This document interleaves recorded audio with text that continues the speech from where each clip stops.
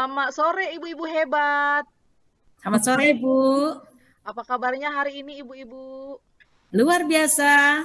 Oke, terima kasih ya. Nah, baiklah, pada kesempatan ini kita akan melaksanakan praktek coaching, di mana di sesi ini yang menjadi coach adalah Ibu Nelly Agustina Sembiring, yang menjadi coach adalah Ibu Retina Reban, dan pada sesi ini saya Kristina Rintawati Pranginangin berperan sebagai observer ataupun pengamat. Baiklah ibu-ibu hebat sekalian, di sini saya akan mengamati praktek coaching yang akan ibu-ibu laksanakan. Dan di sini saya juga punya rubrik penilaian ataupun lembar observasi berdasarkan pengamatan nanti yang akan saya lihat pada praktek coaching yang ibu-ibu laksanakan. Nah, di mana nanti di sini akan terlihat kompetensi seorang coach ya. Kompetensi seorang coach dalam menerapkan percakapan menggunakan alur tirta ya, yaitu yang pertama tujuan, identifikasi, rencana aksi dan juga tanggung jawab. Nah, kira-kira nanti harapannya semoga nanti itu tampak pada percakapan coaching yang ibu-ibu akan laksanakan. Dan juga akan nampak kompetensi yang dimiliki. Nah, pada kesempatan ini saya ingin bertanya kepada coach pada sesi ini, kepada Bu Nelly. Kira-kira Bu Nelly, kompetensi coaching apa yang akan Ibu kembangkan? Terima kasih Ibu pengamat Ibu Kristina. Yang saya harapkan kompetensi coaching yang saya ingin kembangkan itu mengembangkan kompetensi saya dalam memberikan pertanyaan yang berbobot kepada coach saya, dan saya harapkan juga saya harus 100% memiliki kesadaran yang penuh ketika saya berhadapan dengan coach saya. Dan juga ini yang hal yang paling penting Bu, yaitu mendengar secara aktif, dan dengan mendengar secara aktif saya otomatis akan memberikan pertanyaan berdasarkan apa yang coach saya lontarkan dalam pembicaraan nantinya Bu. Terima kasih Bu. Oke, baik Bu. Ini saya sudah mencatat ya Bu ya. Ini sambil tadi saya mencatat kompetensi coaching yang akan Ibu Nelly kembangkan ya pada sesi ini. Nah, berarti di sini ada 3 kompetensi tadi yang ingin dikembangkan. Nah, kira-kira Bu Nelly dari 3 kompetensi yang ingin dikembangkan ini, kira-kira dari ketiga ini apa kira-kira yang paling ingin apa kira-kira yang paling yang ingin diobservasi? Saya sangat berharap Ibu dapat mengobservasi saya mengenai pertanyaan-pertanyaan bobot yang saya berikan kepada coach saya Bu. Itu yang saya ingin kembangkan dari 3 hal yang tadi saya sebut. Berarti Bu Nelly mengharapkan nanti yang paling ingin diobservasi pada sesi ini adalah bagaimana Bu Nelly dalam hal memberikan ya atau mengajukan pertanyaan berbobot ya. Nah, kira-kira indikator ketercapaian dalam mengajukan pertanyaan berbobot ini kira-kira seperti apa yang Ibu inginkan? Saya mampu mengarahkan coach saya untuk dapat menemukan solusi dari dalam diri coach saya. Jadi solusi itu dia peroleh dari apa yang rencana-rencana yang dia buat, itu coach saya menemukan masalahnya dari ide-ide atau gagasannya dari coach saya sendiri itu. Oke, baiklah ya. Baiklah, ibu-ibu hebat sekalian, kita akan langsung praktek coaching kita. Saya persilahkan kepada Ibu Retina dan Ibu Nelly untuk langsung melaksanakan praktek coaching dengan menggunakan alur tirta. Silahkan ibu-ibu hebat. Terima kasih. Dari pagi sampai sore biasanya saya lihat aktif. Ini kayaknya ada yang lain ini Bu Retina. Ada apa? Coba duduk dulu. Inilah Bu, gimana saya nggak semangat? Ini kan saya baru menyelesaikan formatif 2 saya. Formatif 2 ini membuat saya seperti apa ya, muka saya tertampar atau gimana ya. Betul-betul saya nggak puas dengan hasil pembelajaran saya, Bu. Anak yang saya harapkan mendapat nilai yang bagus, yang biasanya dialah yang paling tinggi nilainya, justru rendah.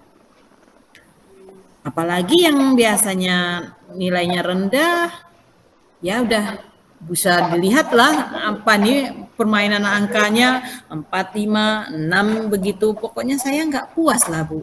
Dan apa ya juga sebelumnya kemarin juga anak-anak ini kok makin nggak bersemangat saya lihat ya. Pembelajaran saya kan memang les 67 terus nggak bersemangat seperti apa ya, kok seperti hanya badannya aja yang ada di dalam kelas, tapi jiwa dan semangatnya entah ada di mana-mana. Ya, inilah terbukti hasilnya dari formatif yang kedua ini. Wah, saya jadi nggak semangat, padahal besar harapan saya di formatif 2 ini. Udah saya gambarkan si ini begini, oh ternyata waktu pembelajaran begini, tapi hasilnya kok begini ya. Jadi nggak semangat saya Bu, artinya saya gagal lah ini dalam pembelajaran ini. Makanya saya nggak semangat lah Bu. Karena kan ini kayaknya panen, artinya kalau dinilai formatif ini kan artinya bagi saya kan panen dari apa yang sudah dijalani. Ternyata hasil panennya nggak bagus ya. Inilah Bu, jadi kelihatan ya Bu ya, saya jadi nggak semangat ya Bu ya. Tapi jelas saya nggak bersemangat Bu. Memang karena ya hasil pembelajaran nggak seperti saya harapkan Bu. Oh, jadi kegelisahan ini yang udah terlihat dari aura wajahnya Bu Retina mengenai hasil formatif di kelas. Iya Bu. Gitu. Oh, menurut Ibu, hal-hal apa sih yang membuat Ibu itu tidak puas dalam hasil pembelajaran itu? Sebenarnya bukan hanya hasilnya juga sih, hasil ini kan kumulatif. Kalau hasilnya setelah saya koreksi, saya tidak puas karena rentangnya kan terlalu apa ya, hasil pendapatan anak-anak ini terlalu jauh, tidak mencapai standarnya, hanya lewat KKM sedikit. Tapi di samping itu juga memang pembelajaran saya kan akhir-akhir ini Bu, aduh kelihatannya anak-anak makin bersemangat ya. Jadi apa yang salah ya Bu ya? Saya lihat si Andi nggak bersemangat, biasanya bersemangat. Si Perdianta nggak bersemangat. Ini nggak bersemangat ya. Jadi makin banyak yang menjadi membuat saya gelisah. Anak-anak kok nggak bersemangat, ujungnya ya inilah hasilnya nggak bagus Bu. Ini hasil sudah dikoreksi ya. Ternyata bukan formatif saja yang menjadi permasalahan yang besar bagi Ibu ya. Ternyata semangat anak-anak itu yang menjadi kegelisahan Ibu Retina. Jadi apa sih yang mempengaruhi anak-anak itu akhir-akhir ini atau pas lagi ke formatif ini malah kurang bersemangat gitu Bu, yang tidak terbayangkan oleh Ibu? Apa sih yang mempengaruhi kira-kira Bu? Itulah Bu yang saya mau ceritakan sekarang ya. Kalau mungkin ada pengaruhnya ya dari tidak bersemangatnya. Tidak bersemangat itu saya ngelihat di kelas 81 apa juga seperti ogah-ogahan gitu loh belajarnya. Terus 83 juga ogah-ogahan, 91 juga ogah-ogahan. Ya ujungnya yang kelihatan kelas yang ogah-ogahan ini tadi memang terlihat hasilnya nggak bagus. Jadi memang permasalahan saya jadinya ya itu tadi, yang nggak bersemangat ya larinya ke hasilnya pun nggak bagus. Jadi ya gimana ya Bu ya, supaya anak-anak ini bersemangat, terus nilainya bagus karena kan nilai formatif 1, formatif 2 itu kan kalau dia penggabungkan nanti kan akan jadi yang itu yang akan terdaftar sebagai nilai raport mereka. Kalau nilainya seperti ini terus kan artinya mereka gagal. Kalau siswa gagal kan bukan siswanya yang gagal, tapi saya yang gagal, Bu. Itu makanya saya nggak semangat lah. Maunya itu kan jangan ada yang siswa saya gagal, harus berhasil. Kalau karena siswa saya berhasil kan itu keberhasilan saya. Jadi saya ini sekarang seperti merasa orang yang gagal gitu loh, Bu. Menurut Bu Retina itu sendiri kriteria keberhasilan itu apa sebenarnya? Kriteria keberhasilan saya itu anak-anak itu yang pertama ya, anak-anak itu dalam pembelajaran saya responsif dan dapat melakukan berbagai indikator yang sudah ditetapkan dalam pembelajaran. Itu pertama ya dalam prosesnya. Terus di dalam hasilnya ya tentu saja semua anak itu harus lewat KKM. Itu. Jadi kalau ada yang separuh enggak lewat KKM, itu saya gagal. Itu loh, Bu. Nah, untuk menyikapi yang menurut Ibu itu gagal, ada nggak ide atau gagasan Ibu untuk membuat situasi itu menjadi lebih bersemangat gitu, Bu? Ini saya berencana sih, Bu ya. Berencana mau mau mengamati anak-anak ini secara lebih spesifik, pribadi per pribadi, mengenai gaya belajar mereka dan juga bakat dan minat mereka. Jadi supaya saya ini jangan terlalu berangan-angan tinggi bahwa semua anak-anak itu saya berasumsi mereka akan menyukai pelajaran saya. Ternyata dari bakat dan minatnya tidak berbakat gitu, dan memiliki gaya belajar yang berbeda. Seperti yang kita tahu kan gaya belajar pembelajaran seperti ini cocoknya dengan orang gaya belajar seperti ini. Nah, jadi dari situ saya maunya masih memetakan dulu lah, Bu ya. Saya mau memetakan dulu bakat dan minat anak-anak. Kemudian saya juga memetakan gaya belajar mereka. Nah, jadi kalau saya sudah tahu bakat dan minat mereka, saya tahu juga gaya belajar mereka, saya akan rencananya mau mengubah lah, Bu, mau mengubah pembelajaran saya ini supaya anak-anak yang tadinya tidak bersemangat jadi lebih bersemangat mungkin.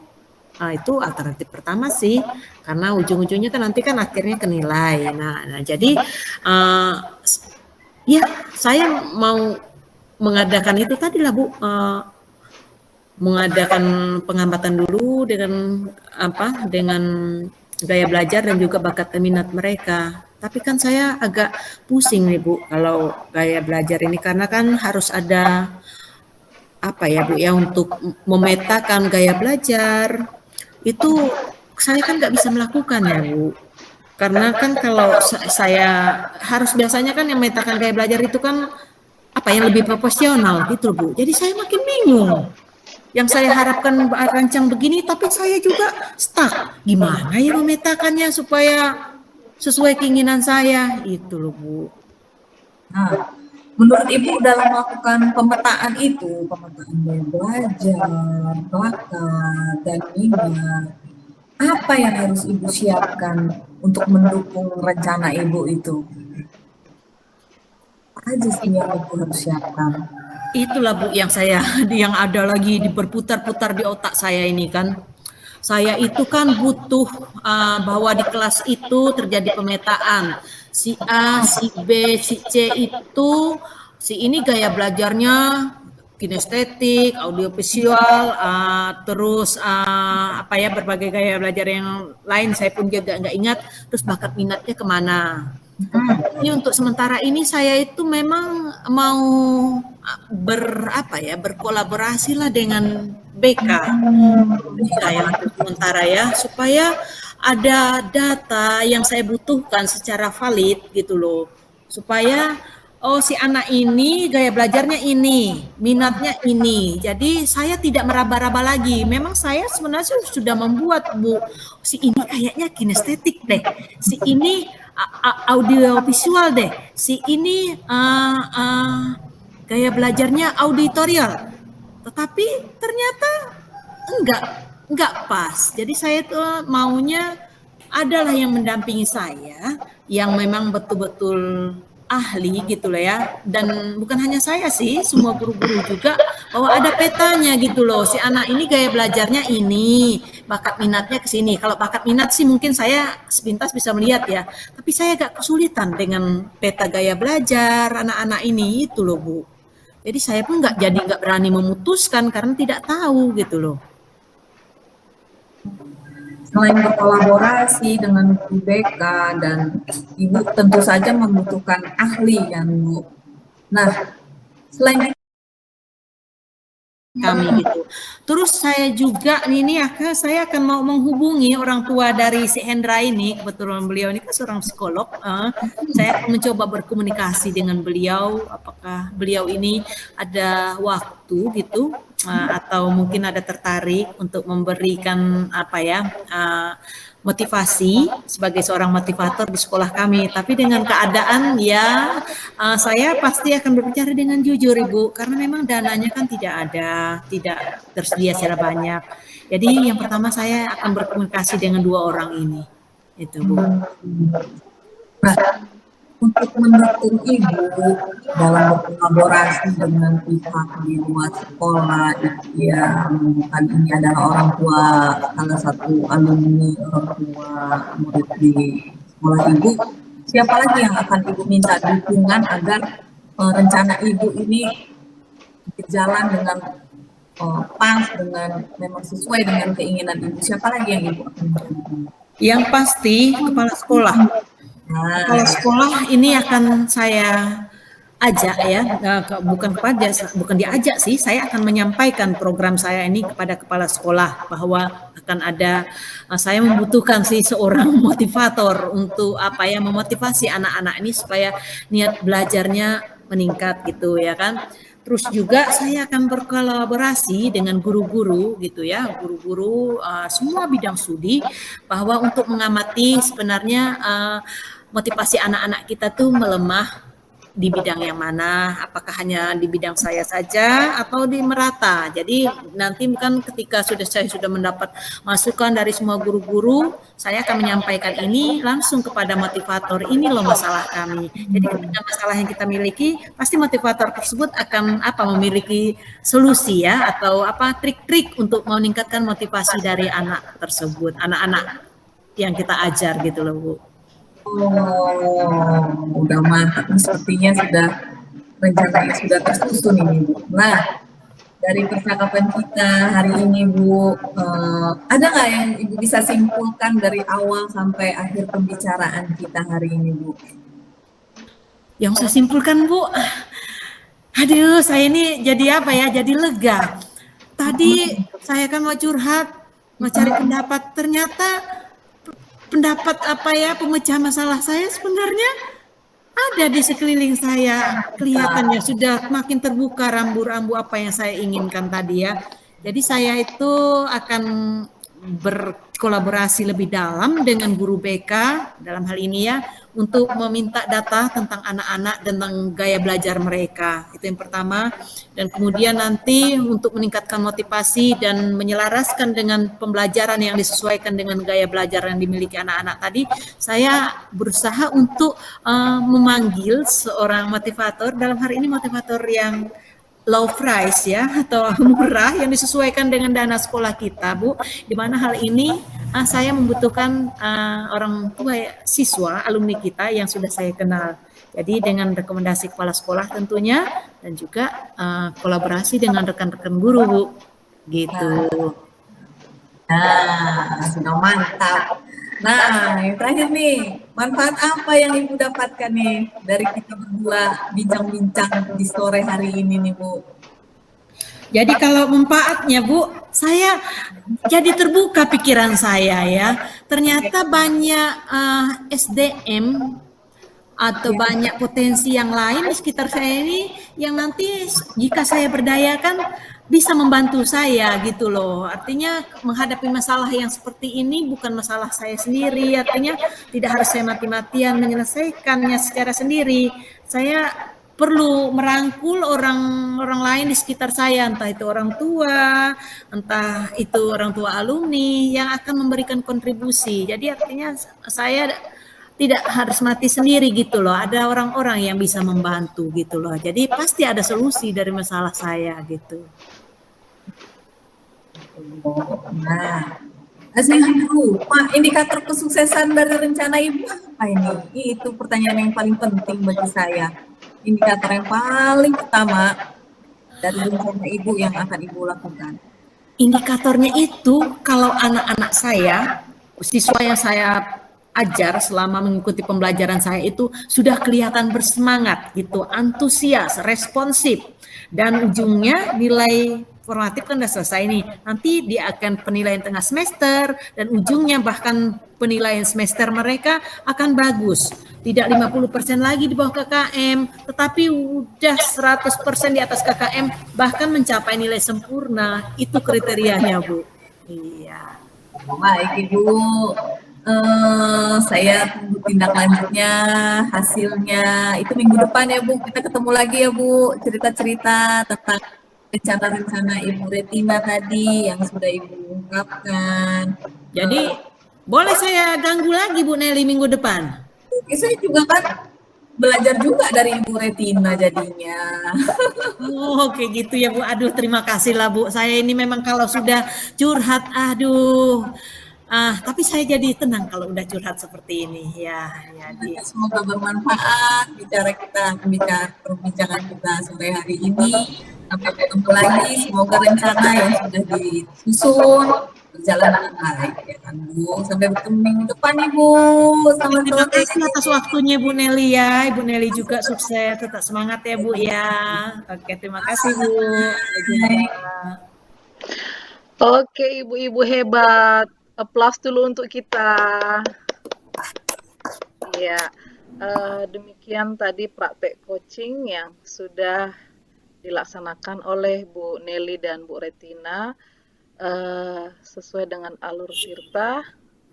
Dan di sini saya sebagai pengamat juga, di sini ada lembar observasi yang sudah saya isi, yang menjadi hasil pengamatan saya dari tadi dan nanti yang akan saya bagikan di WA grup kita. Terima kasih, selamat sore, ibu-ibu hebat semuanya. Oke. Saya hentikan merekam.